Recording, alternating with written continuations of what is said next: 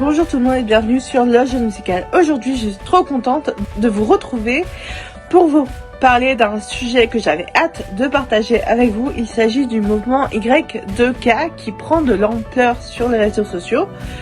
Donc Y2K, en fait, c'est un acronyme pour désigner la période allant de 1995 et à 2004, soit le début des années 2000. Donc Y c'est years, 2 c'est 2000 et K ça englobe tout quoi. Dans la mode, c'est déjà présent depuis quelques années avec le retour du baggy, du crop top, le retour des Lolita qui s'affichent aussi sur les réseaux sociaux. C'est un mouvement particulièrement populaire sur TikTok et Instagram puisque ce sont les réseaux les plus prisés par les plus jeunes. Mais c'est pas pour vous parler de mode que je vous parle de ce mouvement. En musique, il y a le retour des groupes cultes comme Sum 41, Simple Plan, System of a Down, des groupes qu'on n'avait plus entendus depuis le début du millénaire. D'ailleurs, ça me rappelle aussi que l'année dernière, Live Nation, puisque c'est Live Nation le plus gros tourneur derrière ces groupes qui les programment en concert, avait organisé une grosse tournée avec Sum 41 et Simple Plan pour tester un peu la température auprès des fans et ils avaient fait une date à Bercy et la date était complète, c'était archi blindé et on entendait vraiment que les tubes les plus connus de ces groupes, donc que ce soit ceux de Sum 41 ou de Simple Plan, c'était vraiment ouf et c'était pour tester la nostalgie auprès des fans et ça a pris, les fans ont répondu présent, donc ça montre bien qu'il y a une certaine nostalgie pour le retour des années 2000. D'ailleurs, ces groupes vont être à l'affiche d'un concert qui aura lieu à Las Vegas le 13 mai. Encore une fois, c'est Live Nation qui programme ces groupes et ça montre bien qu'il y a un vrai engouement autour des années 2000, autour de la nostalgie. Et je connais tous ces groupes parce que à l'époque, au début des années 2000, j'étais déjà très fan de musique. En 2022, ce mouvement était déjà très populaire dans le monde de la mode grâce à TikTok, entre autres.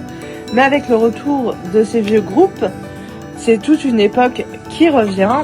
Dans les clips aussi, les années 2000 reviennent, comme dans le clip Baby d'Aya Nakamura, qui possède un décor futuriste rappelant celui de No Scrub de TLC sorti en 1999, lui-même étant une référence au clip de Scream de Michael et Janet Jackson.